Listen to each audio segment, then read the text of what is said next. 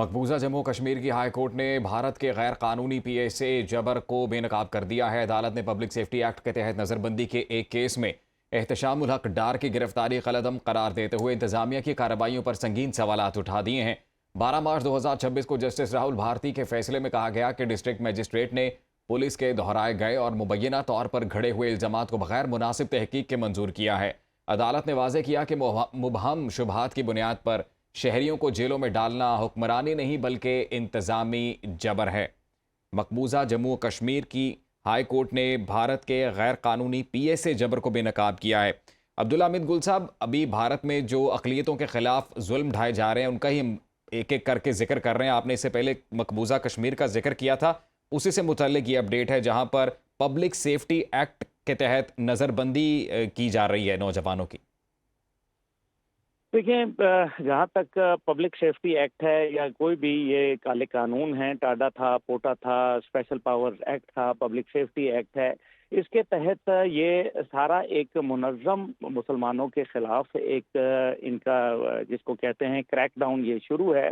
और high court तो अब जिस तरीके से इन्होंने बताया है इस सारी के अंदर ये एक तो पहली बात यह है कि गैर कानूनी कब्जा है भारत का, और फिर इसके अंदर एहतशामुल हक की नज़रबंदी को आप देखें कि उन्होंने कलअदम करार दे दिया है। उन्होंने बताया है कि ये जुल्म और जबर जिस अंदाज के अंदर चल रहा है, अब हाई कोर्ट ने नाम नेहाद कानूनी पर्दा तो चाक कर दिया है ना जी। उन्होंने सीधी सी बात बता दी है कि पुलिस के इल्ज़ामात कश्मीरी शहरियों को बेबुनियाद इल्ज़ामात जो है उनकी बुनियाद पर वो लोगों को गिरफ्तार करती है, उनको हरासा करती है, उनके साथ ज्यादती करती है, उनको जेलों में डालती है और उनको इस सारे निज़ाम के खिलाफ भड़काती है बुनियादी तौर पे।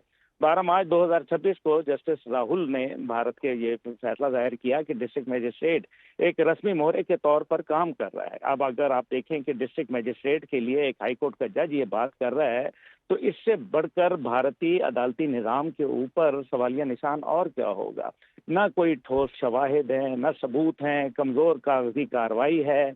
और इसका मतलब तो साफ यह है कि ये एक मुनसिफाना ट्रायल बिल्कुल भी नहीं है, ये बल्कि एक गैर मुनसिफाना ट्रायल किया जाता है। और यही बात आपको याद होगा अफजल गुरु के साथ क्या हुआ था। जी। अफजल गुरु के मुतालिक कहा गया था कि अफजल गुरु के ऊपर एक इल्ज़ाम भी साबित नहीं हो सकता। There is no enough evidence against Afzal Guru but to satisfy the inner conscience of the Indian nation. हम उसको हैंग टिल डेथ की सजा दे रहे हैं। अफजल गुरु के खिलाफ एक सबूत नहीं है, लेकिन सिर्फ आवाम की तसल्ली और तशफ़ी के लिए, भारतीय आवाम की तसल्ली के लिए हम उसको सजाए मौत दे रहे हैं।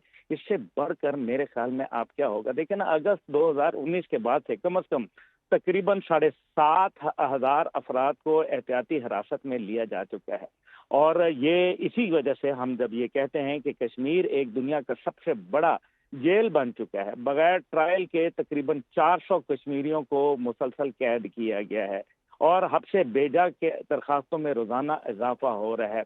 और अदालतों में एक दरखास्त जो है उसको औसतन 329 दिन लगते हैं सुनने के लिए। तो आप मुझे ये बताएं, ये तो एक नफसियाती दबाव पैदा किया जा रहा है, लोगों के ऊपर एक ऐसा जुल्म किया जा रहा है जिसकी कोई नज़ीर नहीं मिलती।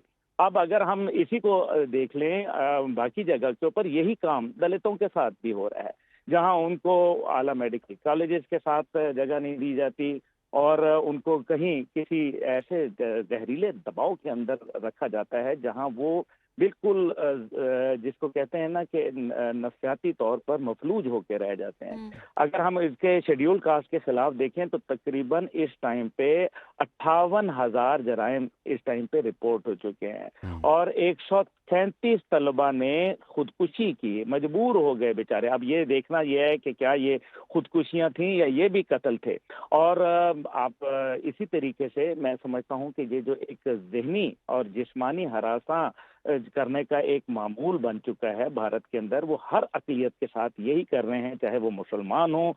खुलेआम एक तरफ भारत गोश्त सप्लाई करता है दुनिया के अंदर, मीट एक्सपोर्टर है, तो दूसरी जानिब गाय के ऊपर कुर्बानी पे पाबंदी लगाई है। ये है इनके दोहरे मेयार, और बल्कि कोई म्यार ही नहीं है इनका। मैं तो ये कहूँगा कि कोई म्यार नहीं है, ये सिर्फ जालिम है। ये पाकिस्तान से हसद इनको ले डूबेगा اور بھارت کے اندر جو اب سوچ آ گئی ہے یہ ایک دہشت گردانہ سوچ کی نمائندگی بالکل کرتی عبداللہ ہے. حمید گل صاحب، ایک دہشت گردانہ سوچ ہے.